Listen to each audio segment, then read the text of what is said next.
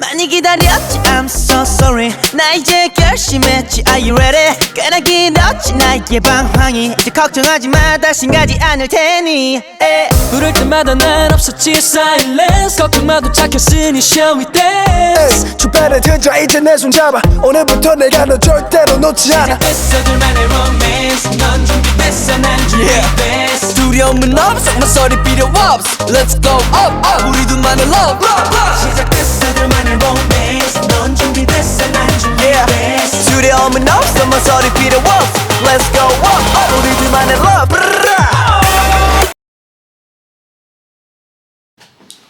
Très chers compatriotes, encore une fois, je reviens sur vos petits écrans pour insister sur la nécessité que nous avons à procéder au novus, c'est-à-dire au renouvellement du personnel politique congolais, en d'autres termes de la classe politique congolaise. Je souhaite un assainissement continu de la classe politique congolaise tout en assurant son renouvellement continu. En effet, depuis belle lurette, le changement tarde d'arriver en République démocratique du Congo pour cause de retard voulu et entretenu par certains individus ou groupes d'individus qui ne veulent pas voir une nouvelle classe politique prendre la relève de la gouverne du Congo, du pays donc, en vue d'apporter un changement voulu en temps voulu. Généralement parlant, nous avons 5 types de composantes en politique active, à savoir la composante légitimement élue siégeant au pouvoir, à l'exécutif ainsi qu'à la gouverne du pays, dite le gouvernement. Il y a de 2 la composante dite l'opposition. 3, la composante appelée la société civile. 4, la composante dite aussi la communauté des ressortissants congolais vivant à l'étranger, communément appelée la diaspora congolaise que nous représentons. Et enfin, la composante dite également la communauté internationale. À l'ère même d'une alternance politique salutaire voulue par tous en République démocratique du Congo, il ne sera plus question que chacune ou chacun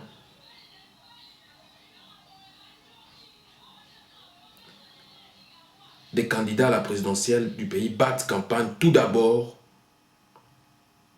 au sein de son propre parti ou entité politique ou encore quartier général avant de rêver d'une candidature unique. Donc il sera plus question que chacune et chacun des membres puisse aller dans ce QG, dans ce parti politique, débattre campagne là-bas avant de rêver d'une candidature unique de l'opposition. En effet, la vraie opposition qui tient debout et demeure encore et résidente à l'extérieur du pays, dite force ou front de la diaspora congolaise, se veut être réaliste sur terrain. Nous devons nous assurer et assumer de la continuité du renouvellement de la classe politique congolaise actuellement en vue d'apporter un vrai et réel changement au pays d'origine qui est la République démocratique du Congo. Na lingala tolobi boye esengeli to sokola kelasi ya politique tope etonga tope mbula matadi ya mboka RDC na biso.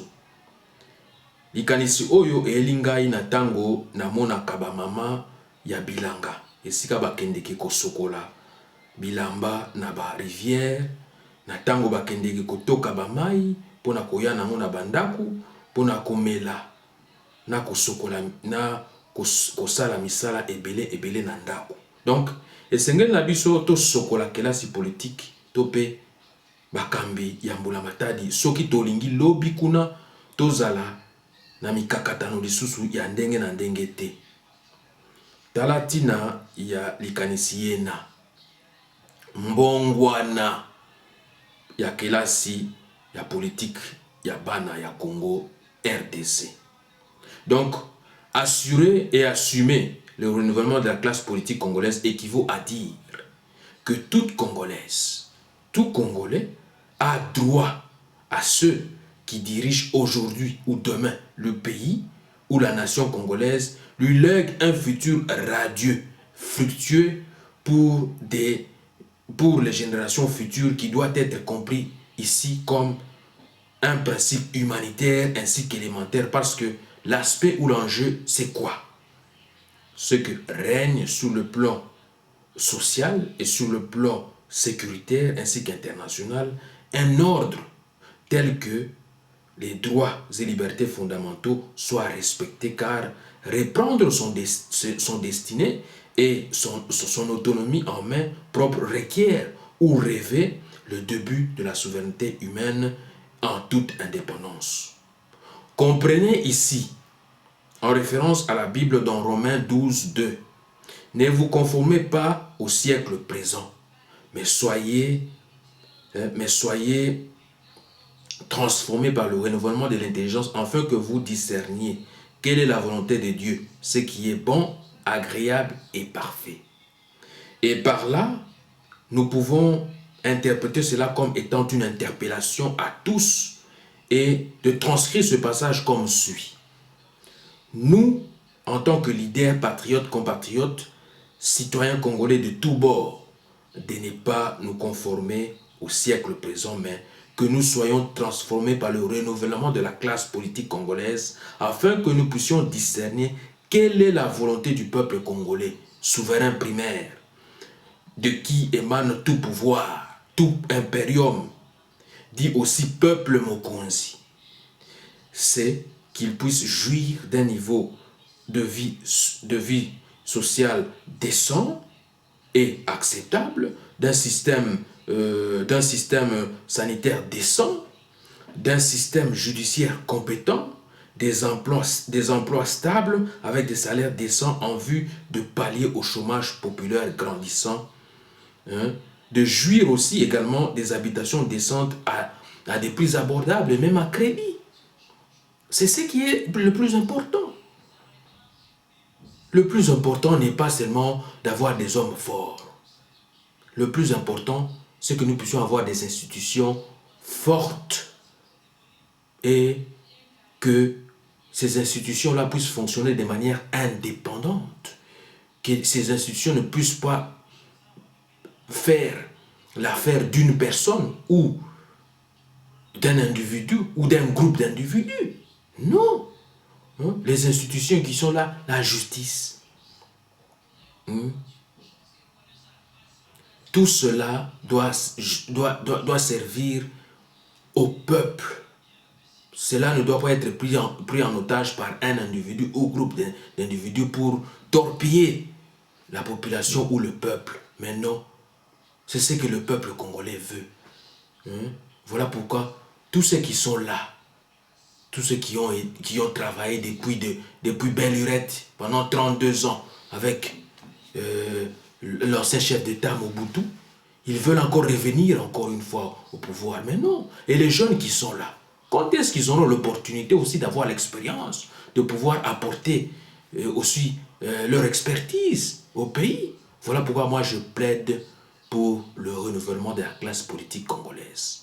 Pour que les choses avancent et aillent de l'avant dans un Congo nouveau, il faut qu'il y ait un vent nouveau avec des jeunes cadres, des jeunes leaders, pour que le pays puisse se développer, le pays puisse développer ses infrastructures, parce que la population doit réellement jouir de ses droits. Voilà pourquoi j'insiste aujourd'hui sur le renouvellement de la classe politique, qui doit être compris ici comme une nécessité politique pour que les choses changent au Congo. Voilà pourquoi le peu de messages que j'avais aujourd'hui à passer à travers vous, mes compatriotes. C'est que nous devons en tout cas nous efforcer de travailler afin que le renouvellement de la classe politique puisse être une chose palpable dans notre pays. Pas seulement dans notre pays, mais aussi à travers la diaspora. Nous devons former les jeunes cadres, les jeunes leaders qui prendront la la relève et la gouverne du Congo de demain.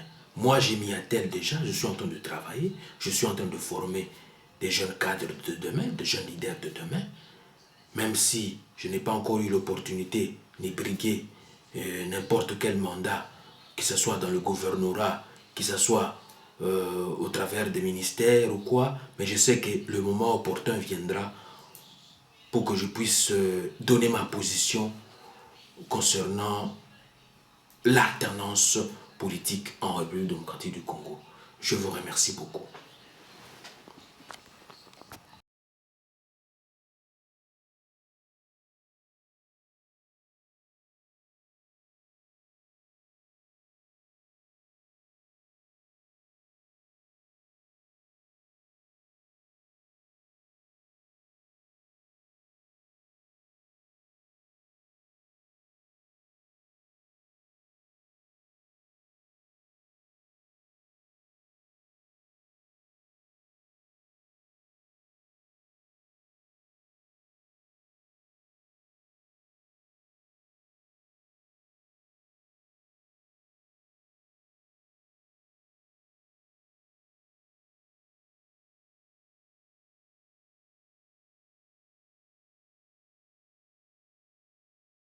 Oui, docteur Alongo, oza na Londres, mbala liboso ya na Londres, mbala liboso ba na Londres pe ba yamba yo.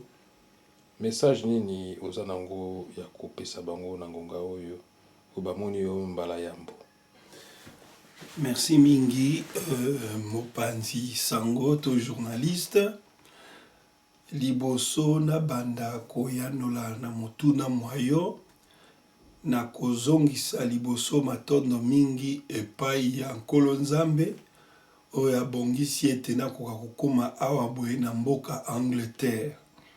Epuis lisusu nini na kosincline liboso devant mémoire ya bato banso baebawa mpona ntina ya mboka na biso Congo na bitumba oyo tozali kobunda nango, surtout bato bawaki na le 19, le 20, le 21 janvier 2015 pour la démocratie na mboka na biso na s'incliner devant mémoire na bango pe na pesi bango lokumu longo bani na bango pe ete bawaki na tina moko ya solo to cause moko noble bongo pona koyanola na motuna na yo nazali awa na mboka Londres ndenge yo lobi nayaki awa ya solo boyebi ngai nazali combattant résistant patriote congolais ya Belgique, mais nayaki na ngambo na bino awa na Angleterre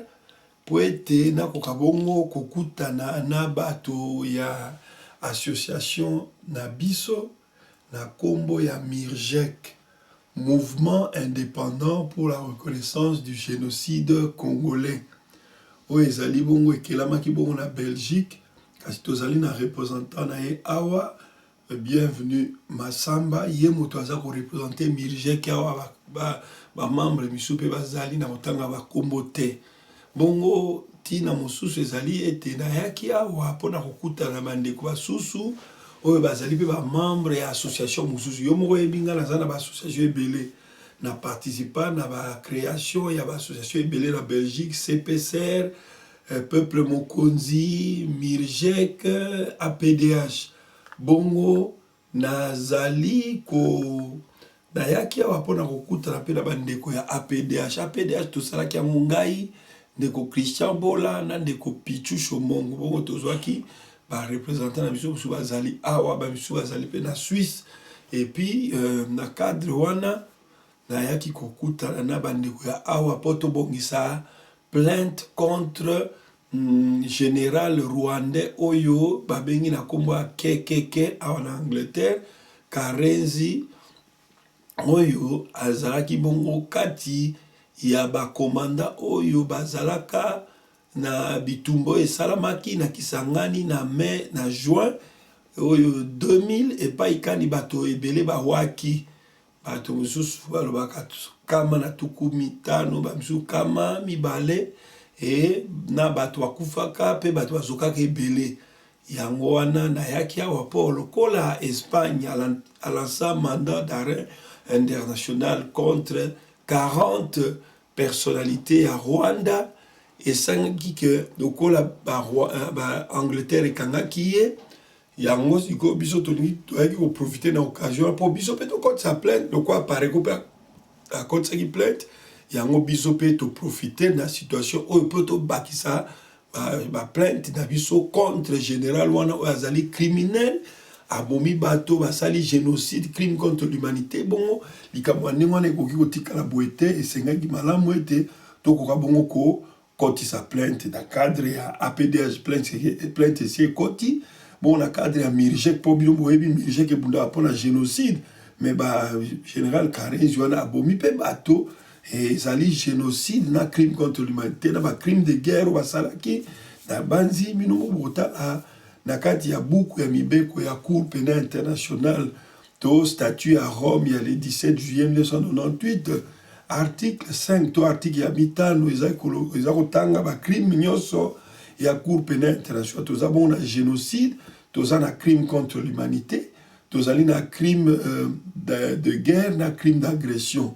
bongo crime de guerre esalamaki na Kisangani toki otika yango boye te et puis crime ya cour pénale internationale ezali imprescriptible yango wana toyaki apo tozindisa ye lisusu na kati ya mai ya justice azinda malamu bakanga ye mpe babwaka ye na prison bakondane ye mpona makambo maso oyo asalaki ya mabe ya solo bandeko toyaki tokutani na bandeko tosali bareunion mpe eleki bien tosole mpe na bandeko malamu et puis na profitaki mpe na occasion mpona tala famille oyo ezali awa na meka mpe kokabola na bandeko mosusu bacombattant vision nini tokozala nango yango naza kolance mpe en ce moment-ci pôle de convergence ezali bongo proposition asali ya lingomba ya pôle de convergence po bato bazo bazo kotala ke mboka eza occupé bato nyonso bazobunda mpona ke tolibere mboka na biso bato wana esengeli ke tosangana tozala esika moko mpo tokoka kobunda malamu tosangisa baide na biso mpo tokoka kolonga yango na kosenga identification mpo toyeba nani azali pembeni ya nani tokoki ozala n'importe quoi te n'importe qui te yo moko oyebi makambo ezoleka lelo na Belgique bato misusu tokanisaki baza bacombattant nzoko baza na bango bacombattant te bazali nde bato ya UDPS to baza bato ya Tshisekedi nzoka soki oza combattant okoki appartenir na parti politique moko lisusu te combattant azali moto aza kobunda se mpona Congo yango moni na ntina wana tozalaki peuple mokonzi mpona kodetache bacombattant résistant na eloko nyonso ebengami parti politique na kodetache tozala nsima leader lisusu te tozala nsima parti songolo topakala te yango wana omoni nayaki awa mpona wana bongo na banzi nayebi te soki na yanoli na mwa motuna na yo napesi oyo namona eke esengeli kopesa lokola eyano matondo mikolo oyo soki tolandi bongo banungunungu to mpe basango na mboka kuna régime oyo ya occupation babongisi to bazali na makanisi ya kobongisa eloko oyo babengi dialogue mpona sikoyo kote na yo omoni ndenge nini mpona likanisi wana ya dialogue to mpe oyo nyonso bango bazolinga kosala mpona kosangisa susu bato basome na basome toutaki bakor ya Sun City solution emonani te 1+4 tolongwe kuna toke na bakor ya Lusaka oyo ya concertation nationale tolongwe kuna toke ya Kampala tolongwe kuna toye ya Addis Abeba mais lelo kaka lisusu dialogue mpona yo likanisi wana ezali à point ou bien eye kaka na ndenge wana kaka bon omoni Hippolyte Kanambe abeti nano efiololo na ye ya suka te donc to dernier coup de sifflet na ye Hippolyte Kanambe souci na ye moko ezali kaka tikala na pouvoir kasi po atikala na pouvoir akoluka ba astuce ndenge na ndenge po atikala na pouvoir bino mo bomona ndenge azwaki pouvoir na 2001 papa entre guillemets papa na ya kufaki Laurent Désiré Kabila azwaki pouvoir na ndenge malonga te na 2004 d'abord les bakotaki ale Rwandais bayaki ye azalaki commandant ipo babomaki bato na tingi bango na bakarenzi wana babomi mpe bato na Mbandaka ezala na wenzi secret ezala na port fluvial ya Mbandaka bongo na 2001 azwi pouvoir na ndenge moyibi na 2004 tango feu colonel Jules Mutebusi na kunda batware bazwaki ville ya Bukavu tomonaki ke baza bato basali mabe mais on dirait baza inquiété. Donc c'est comme ça que eniko bakeza bango na bango ba Rwandais tina moko ezali te kasi eza mboka na biso tokotika mboka na biso boye te. Na 2006 Hippolyte Kanamba alias Joseph Kabila a triché ba élection wana moto a gagné qui a Jean-Pierre Bemba Bombo kasi a triché ba élection na 2011 ndenge boko Papa Etienne Tshisekedi moto a gagné ba élection il a triché. On montre bien que l'article 220 de la Constitution, il fallait modifier mais à Monique article on les a verrouillé moyen à l'aucun zela mususu que abiba voter loi électorale loi électorale sur l'équipe élection ils ont lié dans recensement article 8 alinéa ce qui 3 et ça dit que il faut d'abord nini passer la recensement où ils ont bamboulé belé 3 ans. Alors, il y a Van Issouna pouvoir après 2016, avant Issouna pouvoir, pas si les Arambo, il y a Van Issouna pouvoir, on va bien qu'il y ait un glissement. Il y a toujours une idée d'un glissement, tout côté qu'on a pouvoir. Alors, il y a un qui utilise, si je me suis au botama, il y a un dialogue. Bon, ça là, Nabokebi. Si ma dialogue, ce dialogue est échoué, à Kolukali, sous Mayele, Moussou, Yamabe, pour être à côté de la langue, tout à cause de la langue, à cause de alors biso pe to kotika bongo te biso il faut to tele manangwi pe to barrer chemin pour être akoko bongo tika na pouvoir te manda ya lokuta ya moyibi esili et kosi la le 19 décembre 2016 na minuit et bongi akende et biso to za koloba même que il faut akende même siko 2015 il faut asisa yango te pe to kosala nyonso ke asisa yango te soki babi ke biso to ganga ka musika likambo te kasi na banzi tour mbala oyo tokole to milengeli pe poto longola ye na ndenge alingi na ndenge ba election te na ndenge malembe te biso pe toza mibali tokotika ye boete mboka neza mboka bakoko na biso tokolakisa ye ke biso tozali ba congolais ya solo kasi ayeba ke eloko nyonso ezalaka na ebandeli mpe na suka na yango tokosala nyonso tokoka bongo longola ye bongo dialogue wana tokokende dialogue na moto emanani esesili moto manda esili ndenge tokokende dialogue na ye lisusu tout ça ezali bamanigance oyo peut-être baza na baacquaintance na boyokani na idps mpo bavanda toujours na pouvoir banome bato baministre tokolinga eloko wana soki moke te mpe tokotelemela yango mpo biso tobundaka mpona moto te tobundaka mpona parti politique te tobundaka pona Congo c'est Congo yango boni tosalaki peuple mokonzi te mokonzi ya Congo ezali nde peuple ezali leader songolo to pakala te to parti songolo to pakala te ezali peuple congolais moto azali souverain mpe bokolo mboka na ye moto azali mokonzi bongo yango biso to boy dialogue na motema moko pe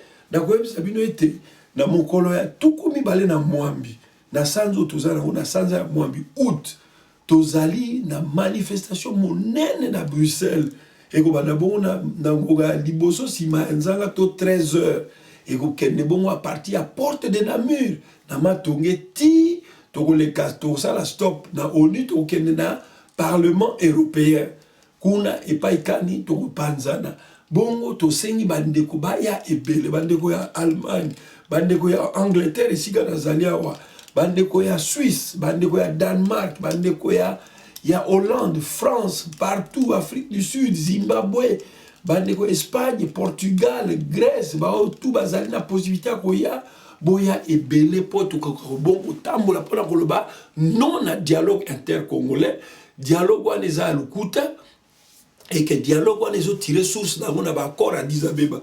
Or, accord à Addis Abeba eza koloba bweke d'accord à Addis Abeba eloko ya liboso nazo reproche yango eza un accord wana ezosenga biso tosala réforme ya armée na service ya sécurité to police na police. Mais comment est-ce que souverain biloko quoi armée police eza biloko ezokosimba souveraineté ya mboka? Mais comment est-ce que bapaya bakoyebisa biso tosala réforme na armée? Est-ce que ndenge biso tozala na Angleterre, États-Unis akokosenga na Angleterre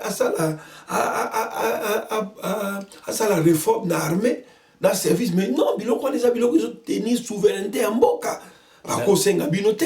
Et puis à part ça lisusu nini tokati yo te ndeko Dr Alongo, mais toyokaki ke RDC malgré ça batingamaki kaka na kosigner accord wana ozomona te ke vraiment eza neti kozongisa mboka lisusu sous contrôle ekoma neti colonie ya communauté internationale. Oui, likambo lobi oza na raison. Kasi biso tozotala loi o bango communauté internationale basala charte ya Nations Unies. Et puis au moins article 2 paragraphe 7 ya charte des Nations Unies ezoloba la non-ingérence des problèmes relevant du droit interne. Ndenge nini bakokota na kati ya makambo mboka na biso. Et puis lisusu nini Congo ezwaki engagement à la réconciliation nationale yango na bani basala dialogue pour la réconciliation nationale. Est-ce que pour biso toyokana na Congo il faut bapaya bayebisa biso, il faut communauté internationale, il faut ONU yebisa biso na banzite accord wana cadre ya Addis Abeba. Au moins ki accord cadre ya Addis Abeba wana eza nini eza osa esengaki ba pays ya région ya Grand Lac et respecter souveraineté ya Congo peut s'ingérer na makambo mboka na biso te. Basinyaka yango le 24 février 2013 kasi tomonaki ndenge nini tomonaki ke sima ya moi sanza M23 et bimaki basoutenaki na Rwanda na Uganda. Alors bango ba respecter accord wana lisute accord wana ezali suna tina te. Et puis à part ça, comment accord de paix pour accord cadre ya Addis Abeba accord de paix. Accord de paix, paix en autre sala nini, ba pays agresseur, ba pays criminel. Oyo ba bombi bato, oyo ba soutenir M23, d'ailleurs ba pays wana ba det Rwanda, Uganda, eza ba pays agresseur. ONU rapport nango ezolo ba ke nini Rwanda na Uganda bazo soutenir M23. Et tout le monde yango ke Rwanda na Uganda baza ko agresser mboka na biso. Agression, bazo définir la résolution de l'Assemblée générale des Nations Unies, résolution 33-14, il y a le 14 décembre 1974.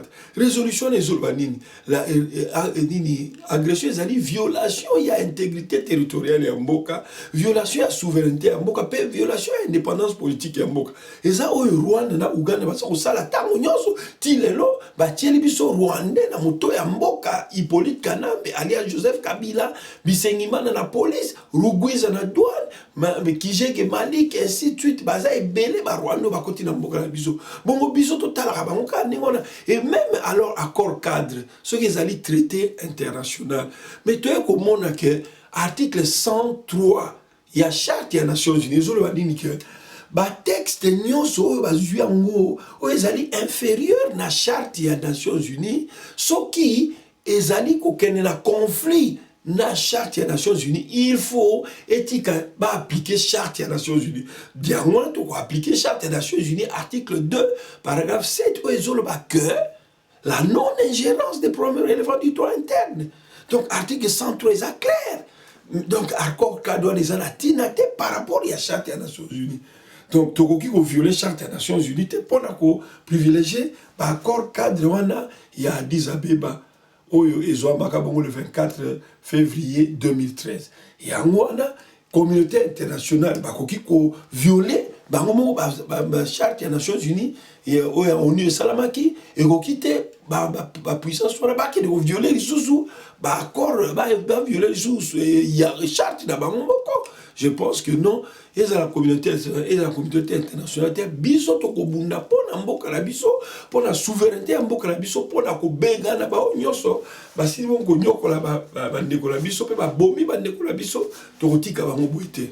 En lieu et place, il y a dialogue oyo bazo ko bengisa ka batu bakenda susu ko kota lisusu na masolo. Yo zali ko proposer nini? Oui, na kusenga Docteur Alongo, nayoki oki tu soulever point moko ultime, point moko vraiment très capital. oyo etangami soulèvement populaire. Mais eloko nini okoki koyebisa na peuple congolais na bacompatriote congolais po eloko nini bakoka kosala mpo bakoka kosarme na message wana ozopesa bango ya soulèvement populaire? Matondo mingi ndeko mopanzi sango yo moko oyebi etumba balobi adage moko ezoloba qui aime la paix prépare la guerre. Donc etumba moko baganya yango boiteka ngulungulu, il faut se préparer. Boyebi ke toko attaquer na point A, point B, point C, bon tokota na point D. Banguna même les ba résistants maintenant ça na France contre ba troupe ya Allemagne ba no ba résistant maintenant que ne quoi ça ba train banine. Il y a très mauvais tel jour bon donc nos tiens biscuit place pour faire sauter. C'est comme ça qu'il faut se préparer. Donc il y a moi les aussi ma préparation et c'est justement on a proposé caca forum souverain pour le sauvetage de la démocratie congolaise. Na imaginer qu'il peut sous pacte mondial du combattant résistant patriote congolais. Tout ça, ce sont les outils où il faut utiliser un mot. Pour la ligne, on a utilisé la proposition. Parce que moi, il est là, le combattant, et comme il terme un peu générique, le combattant, il a des pèses, mais il y a combattant. Or, combattant, il fait l'entité à part entière. Ça dit, surtout aucune discussion à Congo, le là, combattant, il vendre, le parti politique opposition va vendre. Et ainsi de suite. Donc, donc, ils ont dit que combattant, ça n'a qu'à parti politique. Non. Parti politique. Leader, combattant. Nous avons des idées aussi à faire passer. Donc, combattant, tout ça, quand même, parmi les combattants, tout ça, le coin de Christian Bola. Ils ont un doctorat, ils ont un master. Hein? Et il y a anthropologie du droit, tout ça, donc ce sont des intellectuels. Nangai, Talabiso Misato Kaka, to faire anila qui concert Yachara Moine. Mais to kenegi na lumbe, ma quoi c'était lumbe, les amis Bali. Pour Nabiso, il faut lumbe, à Moutoupe et sale. Et à partir de lumbe, à Moutoupe, il y a un empêché qui concert, il y a Jimé Piana, et bête, tu empêché qui peut concert, il y a Nania. Il y a Tchalamouana Ebeta, Tokomaki, il y a président de la République, préfecture, par-ci, par-là, tout Tokomaki. Il y a Bissiganyos. Alors, tu dis que tu sais que extirper, quand tu rouler dans la liste, quand tu dis que il y a un lobby, non, annuler Nyos. Et c'est à cause de Tchalamouana qui va annuler. Donc, nous avons utilisé, en anglais, to use the brain. Donc, tu utilises la ménage de l'abissot. Et ça, c'est que les cas dans ma misissa, dans ma muscle, non. Même dans ma canci. Il y a un moment qui a proposé que pacte pour la ligne que ceux qui te savent combattant, il faut s'identifier. Tu es banani à Zanani. Et pacte, il a proposé qu'on a l'article, ils ont l'article 11. Dans la lecture, il y a quelques articles. Le vrai combattant résistant patriote congolais doit respecter le combat, ses frères et ses sœurs combattants. Article 10. Le vrai combattant résistant patriote congolais n'insultera ni ne calomniera ni ne diffamera en public ou en privé sa sœur ou son frère du combat. Il ne pourra jamais l'agresser soit verbalement, soit physiquement. À cet effet, il ne fera jamais de vidéo contre un autre combattant. Cependant, il peut dénoncer à travers une vidéo les faits de haute trahison d'un combattant. Donc, il faut quoi harmoniser mon combat. Le combattant résistant ne peut jamais à l'heure actuelle voyager paisiblement au Congo-Kinshasa, sauf avec un mandat exprès des tenants du combat, mieux informés de ce voyage effectué clandestinement. C'est-à-dire, au Kende, au Ebisi, pour ceux qui disent comme il y a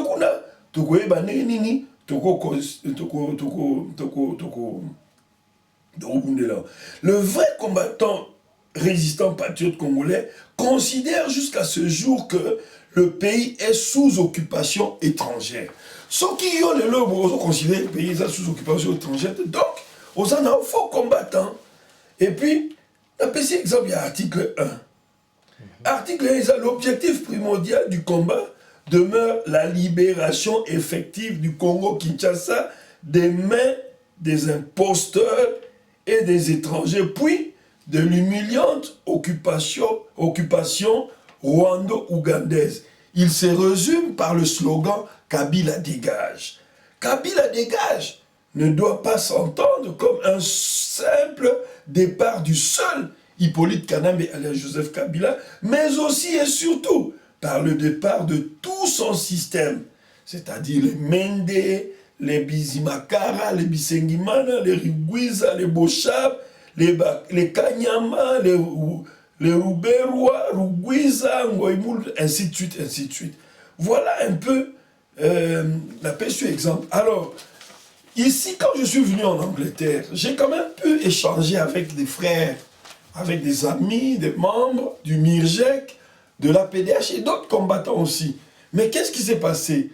J'ai reçu une très bonne proposition d'un combattant, monsieur, qui est le représentant du MIRJEC ici en Angleterre, monsieur Massamba, Doudou Massamba, bienvenue, qui a dû donner une proposition que j'ai vraiment adoptée et que nous allons essayer d'harmoniser ces textes. Et dans sa proposition, il parle de ceci, il dit, dans un article, il dit ceci que les ressortissants congolais vivant à l'étranger doivent défendre à tout prix une nouvelle politique évangélique dite l'empéchéologie. Voilà, ça c'est un peu le néologisme, un mot nouveau qu'il a créé, l'empéchéologie. Donc c'est là, c'est-à-dire l'art de combattre les impérialistes, les multinationales, les occupants ainsi que leurs marionnettes au pouvoir, afin qu'ils ne puissent plus continuer à pérenniser leur sale besogne de destruction totale ou partielle du peuple africain et mettre en deux routes toute tentative sombre, machiavélique et hégémonique visant à remettre en cause l'émancipation, l'émergence, la croissance et le développement du continent africain tout entier. Ça, c'est un article que j'ai vraiment aimé quand j'ai lu. Et il y a un autre article qu'il a proposé aussi, M. Massamba, il dit ceci. Les ressortissants congolais vivant à l'étranger ont l'obligation de formaliser une farouche résistance contre tout individu. Et là, c'est pratiquement une partie du contenu de l'article 64 de la Constitution actuelle. Donc, contre tout individu ou groupe d'individus qui essaie de prendre le pouvoir et de s'y maintenir par la force, tendant et qui tend à l'exercer en violation des dispositions constitutionnelles en vigueur au pays d'origine, en mettant des campagnes. Donc, le combattant doit entreprendre des campagnes de désobéissance civile et de soulèvement populaire, y compris des journées mortes pour libérer le peuple congolais en état d'otage perpétuel. Et ça, ce sont les idées du représentant du MIRJEC Angleterre, qui va être... ces deux dispositions vont être insérées dans le pacte mondial. Il faut que nous puissions marcher, nous ne puissions plus marcher en ordre dispersé. Il faut que tout comme na niveau ya kosangana kozana boya ya bituba po to ko bunda bituba lisungulu ngulu te. Donc il y a un pacte en dehors ya pacte ozana to proposer fiche d'adhésion, c'est-à-dire ce qu'on a combattu au remplir ngo to lito yeba yonani papa na onani mama nonani école na onani nini parce que au moins so to sali doza na banguna kati na biso ba combattant ingeta nzoka zane faux combattant. C'est pour cela to proposer même fiche wana kombo ya papa, kombo ya mama, village na ye, territoire na ye, région na ye, il faut to yeba. Aza Muluba, aza Buza, aza Muyanzi, aza Libinza, aza Lokele, azali moboa, azali muluba, azali tout ça il faut définir en et puis na souka il faut formuler que mututu il faut à signer azwa engagement qui a koki ko trahir jamais combat. Donc ba utimi baleona pacte mondial du combattant résistant patriote congolais de la diaspora. Tozali pe na forum pour tous ces gens là que tozate pour que tout ça kaka nini bitumba kaka ngulu ko soit non, il faut qu'à un certain moment pourquoi pas proposer. Voilà, c'est ce que nous proposons aussi. Et puis, surtout, pacte mondial, ils allaient pour renforcer comment la biso. Et d'ailleurs, Tourota, la madame, le 15 août, donc dans quelques jours, Tourota, la à Paris, parce que Tourota, on a une réunion, on est à Paris. Et puis, à part ça aussi, le 28 août 2015, tout ça, la réunion, la rencontre, on est pas marche, on est pour dénoncer dialogue. Et puis, pour dénoncer pratique, il y a fausse commune. Il faut pas hauteur, on a pas kangama. Et puis, on sait qu'on a partout aux alliés. Il faut tirer ma plainte partout contre Bochab, contre Bisengimana, contre Etumba, contre Mende, contre Hippolyte Kanambe, contre Batoto, Bazali, d'une manière ou d'une autre, impliqué dans les Cambouana, il y a fausse commune, et puis il y a massacre, il y a tout, il y a mois de janvier. Il y a moi donc moi mouké na quoi il y a moi bandeko na kosenga kaka pona kosuki sa bandeko ba ya ebelé le 28 août 2015 à Bruxelles et au na porte de na Matongé na Bruxelles na Matongé na libulu à métro na parti à 13h30 bato boya ebelé partout bosenga ba congé ingeta